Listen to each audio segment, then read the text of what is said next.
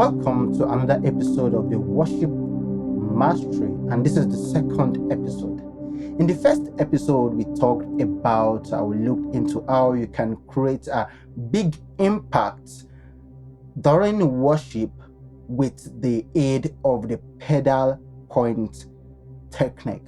So today we are taking it a step further, and I want to ask you this question. Do you know that the difference between basic players and professional sounding worship keys player is not in the number of notes they play, not in the number of chords they play, but one of the major factors, major difference between is in the space they create.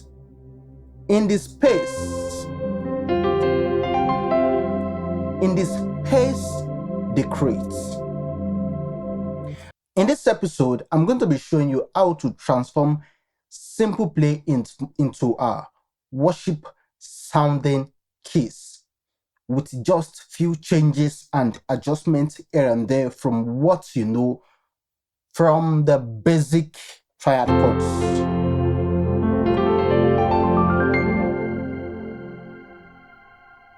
And in this lesson, you're going to be learning about the power of these suspended chords and open wide voicings. Now let's start with the suspended chords.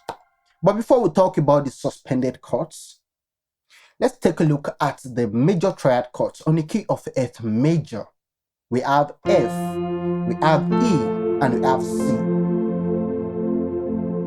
And this chord, the second note, which is the third, following the number system 1, 2, 3, 4, 5, right? The third, which is the second note in this chord, gives the chord its identity. And it shows whether the chord is a minor chord or it's a major chord. If we have F, A, and C, this note gives it the identity of a major chord.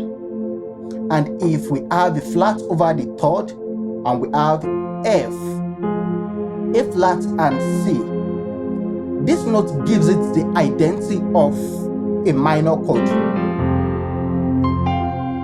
It gives it the identity of a minor chord. Now, the suspended chord comes in with a new horror. It comes in with a new feeling. And that feeling is to take away the identity of either a major or a minor. And it makes it unresolved, makes it sound open,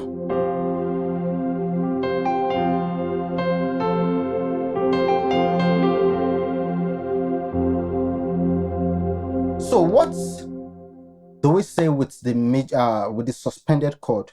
What is the suspended chord? A suspended chord is simply a voicing in which you take either the third note or the second note of the major triad chord and you bring it to the second. This is the first note on the key of F, this is the second note, and this is the third note. Bring this third note and bring it to the second. You have this. So you have F, G, and C.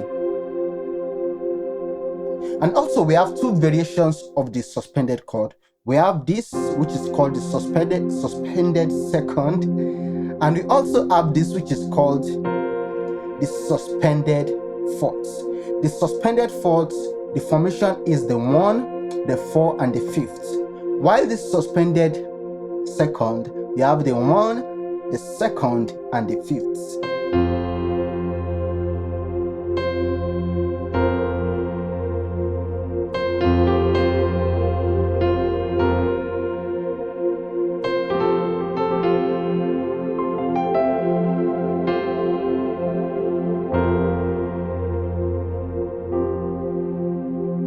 Why do they work?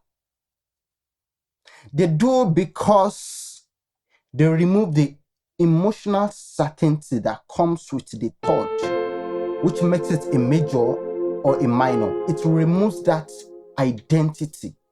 And worship is, like I said, worship is basically not about the number of chords we play. It's more about the longing, the waiting, and not always about the resolutions.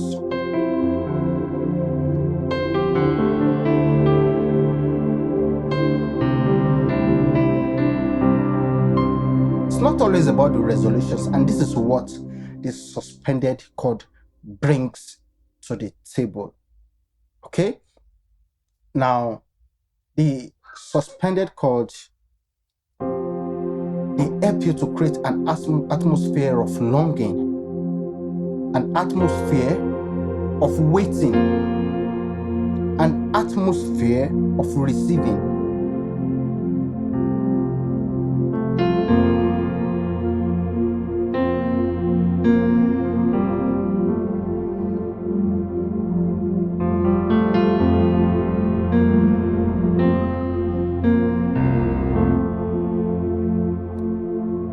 That is the suspended chord. Now let's talk about the open voicing. The open voicing, it's simply spreading out the notes of the chord. Now, we are talking about the suspended chord. So let's do the Sus2 chord. And at this position, we have the F, G, and the C. And this is called the close voicing, okay? So if you want to have an open voicing of this same chord, we are going to spread the chords out. So we have this first note, we take it to the top. So we have G, C, and F instead of F, G, and C. You rearrange it. This is an open voicing. Another voicing, another closed voicing you could make use of is this. This is another voicing of the same chord, the F suspended second chord. So spreading it out, you have G, C, and F. If you want to really spread it out, you have C, you have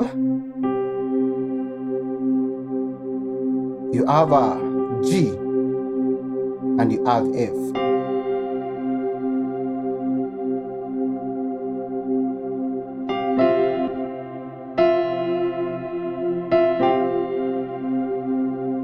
So it sounds unresolved, and it's put you in that atmosphere of longing and waiting. And that is what worship is all about. That is what worship is more about. Not all about, but more about. Now let's look at the Sus4 chord. The Sus4 chord is mainly used to resolve back to the one. And you have it this way.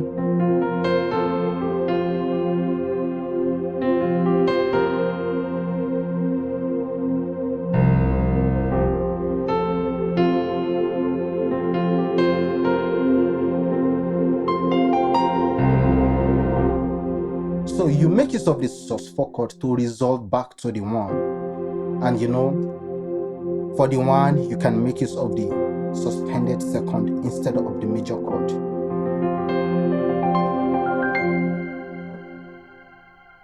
And also, if you want to explore the open voicing of the suspended fourth, take this first note, the F note, and take it up.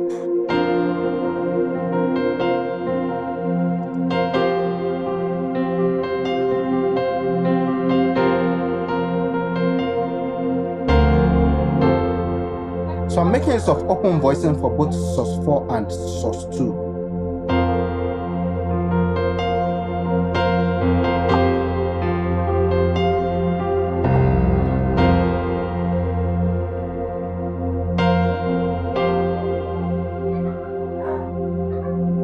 And why do the open voicing work? So one, it works because they help you to create space. They work because they help you to create space. It helps you to sound full. And one of the most important things is creating space for the lead.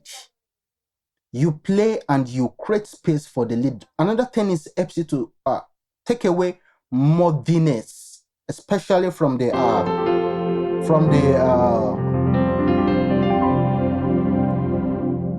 mid parts or mid octave of the keyboard. You know, playing too many notes and too many notes over here can easily cause muddiness in your play. But the open voicing helps you to sound open, like the name implies. Open, wide. So let's get into our actual use of these chords. Now we're going to do this song. Open the eyes of my heart, Lord.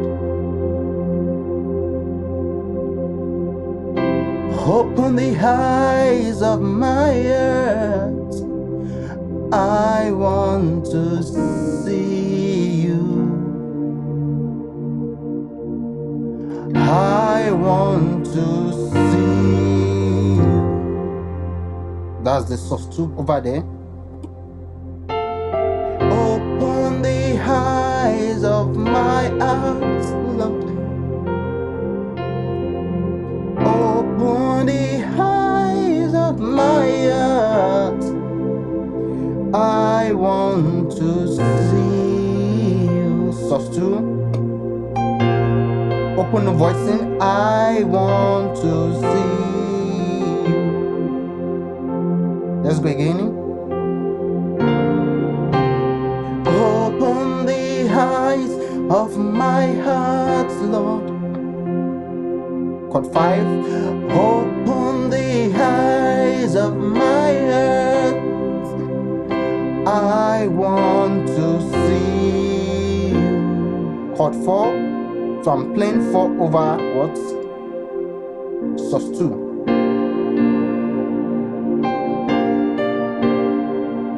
Open voicing.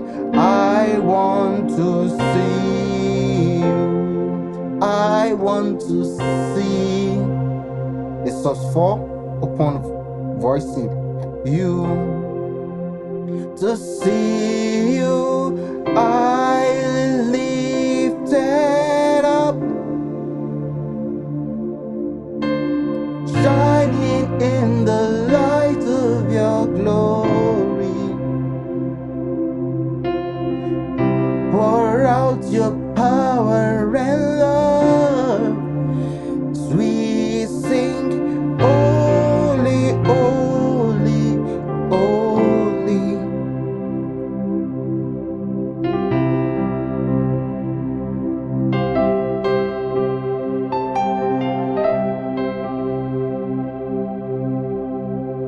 You see the power of the suspended chords in worship. So now let's talk about some common mistakes that you should avoid when making use of this. Don't make use of it at all times, okay? Because music is an art and you want to be expressive. It's not a formula, okay? It's not a formula like a constant K that you must stick to it. But it is expressive and it's an art, and you must express it with other worship techniques and other playing techniques. So you must avoid overusing. So while playing, you discover that I was making subtle changes while still making use of the suspended chords. I was making subtle changes, chord changes, while still going back to the Sus4 and the Sus2. So that is one thing you should avoid. So worship keys is more about clarity and space. It is not about yourself. It is all about God. So some people try to, play and show off. But mind you, it is never about you. It is about God. So these are the takeaways from these lessons. Suspended chords. It take away the emotional identity attached to major chords and the minor chord. It gives you an unresolved feel, a feel of waiting and longing. Also, they help you to create depth. They help you to create depth. Okay?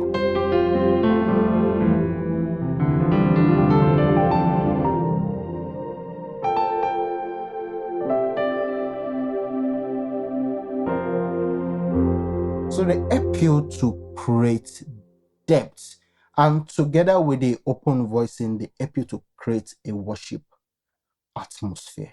They help to create worship atmosphere. And in the next episode, we'll be diving deeper into how to create emotional movements with your right hand voicing, including your left hand.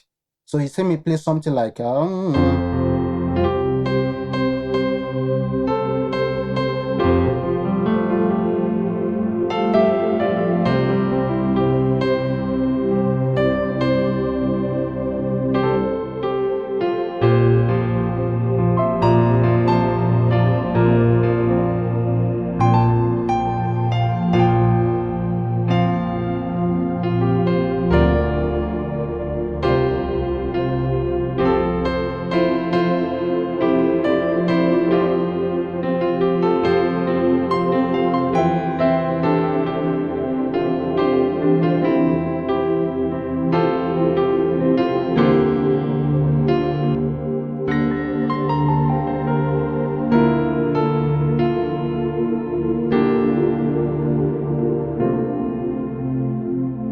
so you learn how to make emotional movements, create feels, bringing feels into your play.